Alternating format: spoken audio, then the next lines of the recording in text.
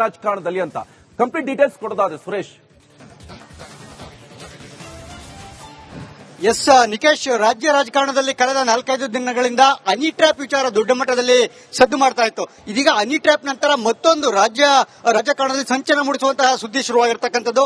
ಅದು ಈಗ ವಿರೋಧ ಪಕ್ಷದ ನಾಯಕರಾದ ಆರ್ ಅಶೋಕ್ ಅವರ ನೇರವಾದಂತಹ ಒಂದು ಗಂಭೀರವಾದಂತಹ ಆರೋಪವನ್ನ ಸರ್ಕಾರದ ಮೇಲೆ ಮಾಡಿರ್ತಕ್ಕಂಥದ್ದು.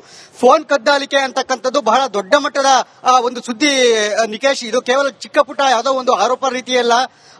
ಈ ವಿರೋಧ ಪಕ್ಷದ ನಾಯಕರಾದ ಆರ್ ಅಶೋಕ್ ಅವರೇ ನನ್ನ ಫೋನ್ ಕೂಡ ಕದ್ದಾಲಿಕೆ ಆಗ್ತಿದೆ ಅಂತಕ್ಕಂಥ ಮಾತನ್ನ ಹೇಳಿದ್ದಾರೆ.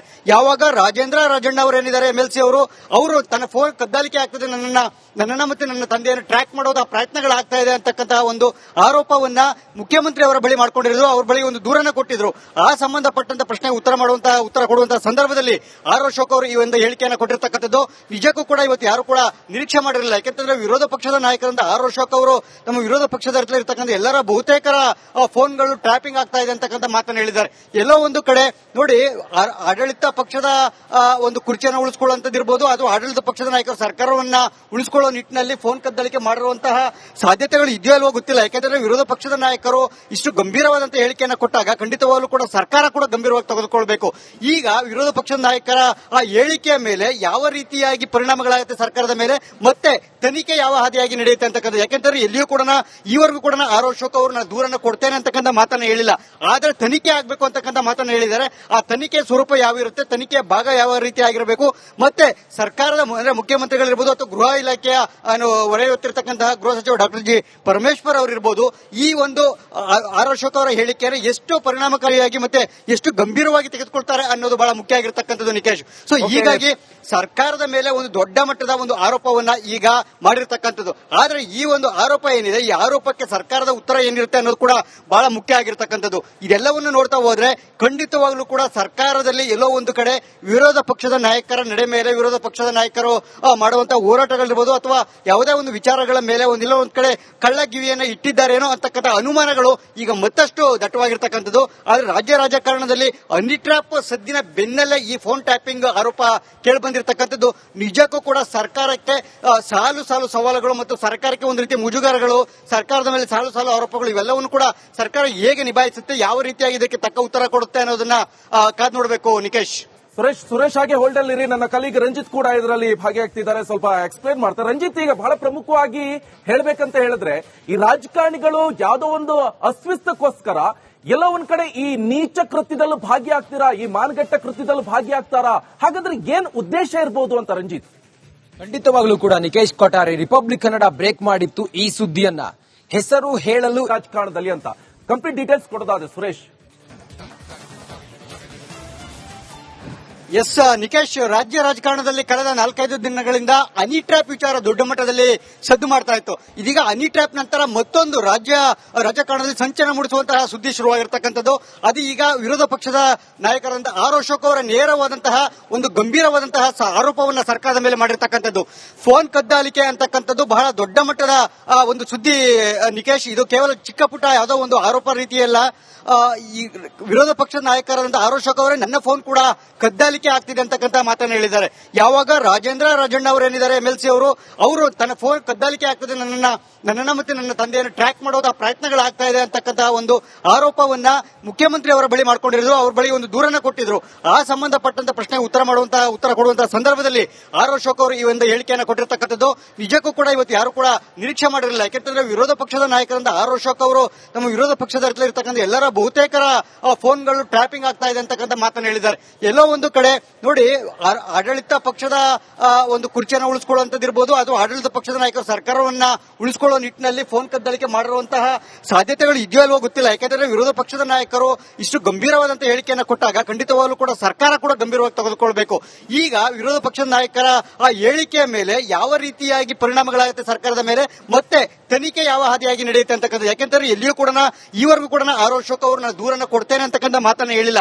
ಆದ್ರೆ ತನಿಖೆ ಆಗ್ಬೇಕು ಅಂತಕ್ಕಂಥ ಮಾತನ್ನ ಹೇಳಿದ್ದಾರೆ. ಹೇಳಿದ್ದಾರೆ. ಆ ತನಿಖೆ ಸ್ವರೂಪ ಯಾವ ಇರುತ್ತೆ, ತನಿಖೆ ಭಾಗ ಯಾವ ರೀತಿ ಆಗಿರಬೇಕು, ಮತ್ತೆ ಸರ್ಕಾರದ ಅಂದ್ರೆ ಮುಖ್ಯಮಂತ್ರಿಗಳಿರ್ಬೋದು ಅಥವಾ ಗೃಹ ಇಲಾಖೆಯ ಒಳ ಹೊತ್ತಿರತಕ್ಕಂತಹ ಗೃಹ ಸಚಿವ ಡಾಕ್ಟರ್ ಜಿ ಪರಮೇಶ್ವರ್ ಅವರಿರ್ಬೋದು, ಈ ಒಂದು ಆರ್ ಅಶೋಕ್ ಅವರ ಹೇಳಿಕೆಯನ್ನು ಎಷ್ಟು ಪರಿಣಾಮಕಾರಿಯಾಗಿ ಮತ್ತೆ ಎಷ್ಟು ಗಂಭೀರವಾಗಿ ತೆಗೆದುಕೊಳ್ತಾರೆ ಅನ್ನೋದು ಬಹಳ ಮುಖ್ಯ ಆಗಿರತಕ್ಕಂಥದ್ದು ನಿಕೇಶ್. ಸೊ ಹೀಗಾಗಿ ಸರ್ಕಾರದ ಮೇಲೆ ಒಂದು ದೊಡ್ಡ ಮಟ್ಟದ ಒಂದು ಆರೋಪವನ್ನ ಈಗ ಮಾಡಿರ್ತಕ್ಕಂಥದ್ದು. ಆದ್ರೆ ಈ ಒಂದು ಆರೋಪ ಏನಿದೆ, ಈ ಆರೋಪಕ್ಕೆ ಸರ್ಕಾರದ ಉತ್ತರ ಏನಿರುತ್ತೆ ಅನ್ನೋದು ಕೂಡ ಬಹಳ ಮುಖ್ಯ ಆಗಿರತಕ್ಕಂಥದ್ದು. ಇದೆಲ್ಲವನ್ನು ನೋಡ್ತಾ ಹೋದ್ರೆ ಖಂಡಿತವಾಗ್ಲೂ ಕೂಡ ಸರ್ಕಾರದಲ್ಲಿ ಎಲ್ಲೋ ಒಂದು ಕಡೆ ವಿರೋಧ ಪಕ್ಷದ ನಾಯಕರ ನಡೆ ಮೇಲೆ, ವಿರೋಧ ಪಕ್ಷದ ನಾಯಕರು ಮಾಡುವಂತಹ ಹೋರಾಟಗಳಿರ್ಬೋದು ಅಥವಾ ಯಾವುದೇ ಒಂದು ವಿಚಾರಗಳ ಮೇಲೆ ಒಂದಿಲ್ಲ ಒಂದ್ ಕಡೆ ಕಳ್ಳಗಿವಿಯನ್ನ ಇಟ್ಟಿದ್ದಾರೇನೋ ಅಂತಕ್ಕಂಥ ಅನುಮಾನಗಳು ಈಗ ಮತ್ತಷ್ಟು ದಟ್ಟವಾಗಿರ್ತಕ್ಕಂಥದ್ದು. ಆದ್ರೆ ರಾಜ್ಯ ರಾಜಕಾರಣದಲ್ಲಿ ಹನಿ ಟ್ರ್ಯಾಪ್ ಸದ್ದಿನ ಬೆನ್ನಲ್ಲೇ ಈ ಫೋನ್ ಟ್ಯಾಪಿಂಗ್ ಆರೋಪ ಕೇಳಿಬಂದಿರತಕ್ಕಂಥದ್ದು. ನಿಜಕ್ಕೂ ಕೂಡ ಸರ್ಕಾರಕ್ಕೆ ಸಾಲು ಸಾಲು ಸವಾಲುಗಳು ಮತ್ತು ಸರ್ಕಾರಕ್ಕೆ ಒಂದು ರೀತಿ ಮುಜುಗರಗಳು, ಸರ್ಕಾರದ ಮೇಲೆ ಸಾಲು ಸಾಲು ಆರೋಪಗಳು, ಇವೆಲ್ಲವನ್ನು ಕೂಡ ಸರ್ಕಾರ ಹೇಗೆ ನಿಭಾಯಿಸುತ್ತೆ, ಯಾವ ರೀತಿಯಾಗಿ ಇದಕ್ಕೆ ತಕ್ಕ ಉತ್ತರ ಕೊಡುತ್ತೆ ಅನ್ನೋದನ್ನ ಕಾದ್ ನೋಡಬೇಕು ನಿಕೇಶ್. ಸುರೇಶ್ ಹಾಗೆ ಹೋಲ್ಡ್ ಅಲ್ಲಿ ಇರಿ. ನನ್ನ ಕಲೀಗ್ ರಂಜಿತ್ ಕೂಡ ಇದರಲ್ಲಿ ಭಾಗಿಯಾಗ್ತಿದ್ದಾರೆ, ಸ್ವಲ್ಪ ಎಕ್ಸ್ಪ್ಲೈನ್ ಮಾಡ್ತಾರೆ. ರಂಜಿತ್, ಈಗ ಬಹಳ ಪ್ರಮುಖವಾಗಿ ಹೇಳ್ಬೇಕಂತ ಹೇಳಿದ್ರೆ ಈ ರಾಜಕಾರಣಿಗಳು ಯಾವುದೋ ಒಂದು ಅಸ್ವಿಸ್ತಕ್ಕೋಸ್ಕರ ಎಲ್ಲ ಒಂದ್ ಕಡೆ ಈ ನೀಚ ಕೃತ್ಯದಲ್ಲೂ ಭಾಗಿಯಾಗ್ತೀರಾ, ಈ ಮಾನಗಟ್ಟ ಕೃತ್ಯದಲ್ಲೂ ಭಾಗಿಯಾಗ್ತಾರಾ? ಹಾಗಾದ್ರೆ ಏನ್ ಉದ್ದೇಶ ಇರಬಹುದು ಅಂತ ರಂಜಿತ್? ಖಂಡಿತವಾಗ್ಲೂ ಕೂಡ ನಿಕೇಶ್ ಕೊಠಾರಿ, ರಿಪಬ್ಲಿಕ್ ಕನ್ನಡ ಬ್ರೇಕ್ ಮಾಡಿತ್ತು ಈ ಸುದ್ದಿಯನ್ನ. ಹೆಸರು ಹೇಳಲು ರಾಜಕಾರಣದಲ್ಲಿ ಅಂತ ಕಂಪ್ಲೀಟ್ ಡೀಟೇಲ್ಸ್ ಕೊಡೋದಾದ್ರೆ ಸುರೇಶ್. ಎಸ್ ನಿಕೇಶ್, ರಾಜ್ಯ ರಾಜಕಾರಣದಲ್ಲಿ ಕಳೆದ 4-5 ದಿನಗಳಿಂದ ಹನಿ ಟ್ರ್ಯಾಪ್ ವಿಚಾರ ದೊಡ್ಡ ಮಟ್ಟದಲ್ಲಿ ಸದ್ದು ಮಾಡ್ತಾ ಇತ್ತು. ಇದೀಗ ಹನಿ ಟ್ರ್ಯಾಪ್ ನಂತರ ಮತ್ತೊಂದು ರಾಜಕಾರಣದಲ್ಲಿ ಸಂಚಲನ ಮೂಡಿಸುವಂತಹ ಸುದ್ದಿ ಶುರುವಾಗಿರ್ತಕ್ಕಂಥದ್ದು. ಅದು ಈಗ ವಿರೋಧ ಪಕ್ಷದ ನಾಯಕರಾದ ಆರ್ ಅಶೋಕ್ ಅವರ ನೇರವಾದಂತಹ ಒಂದು ಗಂಭೀರವಾದಂತಹ ಆರೋಪವನ್ನ ಸರ್ಕಾರದ ಮೇಲೆ ಮಾಡಿರ್ತಕ್ಕಂಥದ್ದು. ಫೋನ್ ಕದ್ದಾಲಿಕೆ ಅಂತಕ್ಕಂಥದ್ದು ಬಹಳ ದೊಡ್ಡ ಮಟ್ಟದ ಒಂದು ಸುದ್ದಿ ನಿಕೇಶ್. ಇದು ಕೇವಲ ಚಿಕ್ಕ ಪುಟ್ಟ ಯಾವುದೋ ಒಂದು ಆರೋಪ ರೀತಿಯಲ್ಲ. ಈ ವಿರೋಧ ಪಕ್ಷದ ನಾಯಕರಾದ ಆರ್ ಅಶೋಕ್ ಅವರೇ ನನ್ನ ಫೋನ್ ಕೂಡ ಕದ್ದಾಲಿಕೆ ಆಗ್ತಿದೆ ಅಂತಕ್ಕಂಥ ಮಾತನ್ನು ಹೇಳಿದ್ದಾರೆ. ಯಾವಾಗ ರಾಜೇಂದ್ರ ರಾಜಣ್ಣ ಅವರು ಏನಿದ್ದಾರೆ MLC ಅವರು ತನ್ನ ಫೋನ್ ಕದ್ದಾಲಿಕೆ ಆಗ್ತದೆ, ನನ್ನನ್ನ ಮತ್ತೆ ನನ್ನ ತಂದೆಯನ್ನು ಟ್ರ್ಯಾಕ್ ಮಾಡೋದು ಪ್ರಯತ್ನಗಳಾಗ್ತಾ ಇದೆ ಅಂತಕ್ಕಂತಹ ಒಂದು ಆರೋಪವನ್ನ ಮುಖ್ಯಮಂತ್ರಿ ಅವರ ಬಳಿ ಮಾಡ್ಕೊಂಡಿದ್ರು. ಅವ್ರ ಬಳಿ ಒಂದು ದೂರನ್ನ ಕೊಟ್ಟಿದ್ರು. ಆ ಸಂಬಂಧಪಟ್ಟಂತ ಪ್ರಶ್ನೆಗೆ ಉತ್ತರ ಕೊಡುವಂತಹ ಸಂದರ್ಭದಲ್ಲಿ ಆರ್ ಅಶೋಕ್ ಅವರು ಈ ಒಂದು ಹೇಳಿಕೆಯನ್ನು ಕೊಟ್ಟಿರ್ತಕ್ಕಂಥದ್ದು. ನಿಜಕ್ಕೂ ಕೂಡ ಇವತ್ತು ಯಾರು ಕೂಡ ನಿರೀಕ್ಷೆ ಮಾಡಿರಲಿಲ್ಲ. ಯಾಕೆಂತಂದ್ರೆ ವಿರೋಧ ಪಕ್ಷದ ನಾಯಕರಾದ ಆರ್ ಅಶೋಕ್ ಅವರು ನಮ್ಮ ವಿರೋಧ ಪಕ್ಷದ ಇರ್ತಕ್ಕಂಥ ಎಲ್ಲರ ಬಹುತೇಕರ ಫೋನ್ಗಳು ಟ್ರ್ಯಾಪಿಂಗ್ ಆಗ್ತಾ ಇದೆ ಅಂತಕ್ಕಂಥ ಮಾತನ್ನು ಹೇಳಿದ್ದಾರೆ.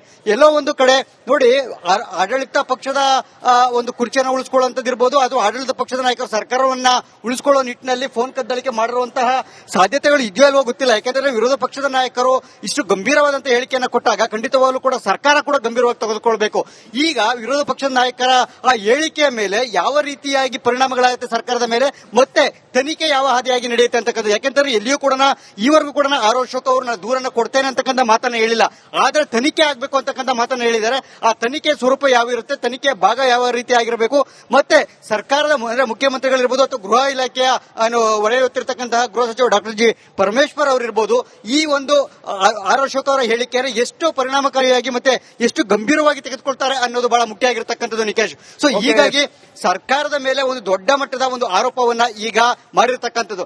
ಆದ್ರೆ ಈ ಒಂದು ಆರೋಪ ಏನಿದೆ, ಈ ಆರೋಪಕ್ಕೆ ಸರ್ಕಾರದ ಉತ್ತರ ಏನಿರುತ್ತೆ ಅನ್ನೋದು ಕೂಡ ಬಹಳ ಮುಖ್ಯ ಆಗಿರತಕ್ಕಂಥದ್ದು. ಇದೆಲ್ಲವನ್ನು ನೋಡ್ತಾ ಹೋದ್ರೆ ಖಂಡಿತವಾಗ್ಲೂ ಕೂಡ ಸರ್ಕಾರದಲ್ಲಿ ಎಲ್ಲೋ ಒಂದು ಕಡೆ ವಿರೋಧ ಪಕ್ಷದ ನಾಯಕರ ನಡೆ ಮೇಲೆ, ವಿರೋಧ ಪಕ್ಷದ ನಾಯಕರು ಮಾಡುವಂತಹ ಹೋರಾಟಗಳಿರ್ಬೋದು ಅಥವಾ ಯಾವುದೇ ಒಂದು ವಿಚಾರಗಳ ಮೇಲೆ ಒಂದಿಲ್ಲ ಒಂದ್ ಕಡೆ ಕಳ್ಳಗಿವಿಯನ್ನ ಇಟ್ಟಿದ್ದಾರೇನೋ ಅಂತಕ್ಕಂಥ ಅನುಮಾನಗಳು ಈಗ ಮತ್ತಷ್ಟು ದಟ್ಟವಾಗಿರ್ತಕ್ಕಂಥದ್ದು. ಆದ್ರೆ ರಾಜ್ಯ ರಾಜಕಾರಣದಲ್ಲಿ ಹನಿ ಟ್ರ್ಯಾಪ್ ಸದ್ದಿನ ಬೆನ್ನಲ್ಲೇ ಈ ಫೋನ್ ಟ್ಯಾಪಿಂಗ್ ಆರೋಪ ಕೇಳಿಬಂದಿರತಕ್ಕಂಥದ್ದು.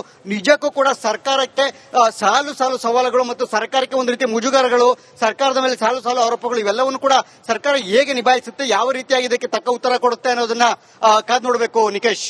ಸುರೇಶ್ ಹಾಗೆ ಹೋಲ್ಡ್ ಅಲ್ಲಿ ಇರಿ. ನನ್ನ ಕಲೀಗ್ ರಂಜಿತ್ ಕೂಡ ಇದರಲ್ಲಿ ಭಾಗಿಯಾಗ್ತಿದ್ದಾರೆ, ಸ್ವಲ್ಪ ಎಕ್ಸ್ಪ್ಲೈನ್ ಮಾಡ್ತಾರೆ. ರಂಜಿತ್, ಈಗ ಬಹಳ ಪ್ರಮುಖವಾಗಿ ಹೇಳ್ಬೇಕಂತ ಹೇಳಿದ್ರೆ ಈ ರಾಜಕಾರಣಿಗಳು ಯಾವುದೋ ಒಂದು ಅಸ್ವಿಸ್ತಕ್ಕೋಸ್ಕರ ಎಲ್ಲ ಒಂದ್ ಕಡೆ ಈ ನೀಚ ಕೃತ್ಯದಲ್ಲೂ ಭಾಗಿಯಾಗ್ತೀರಾ, ಈ ಮಾನಗಟ್ಟ ಕೃತ್ಯದಲ್ಲೂ ಭಾಗಿಯಾಗ್ತಾರಾ? ಹಾಗಾದ್ರೆ ಏನ್ ಉದ್ದೇಶ ಇರಬಹುದು ಅಂತ ರಂಜಿತ್?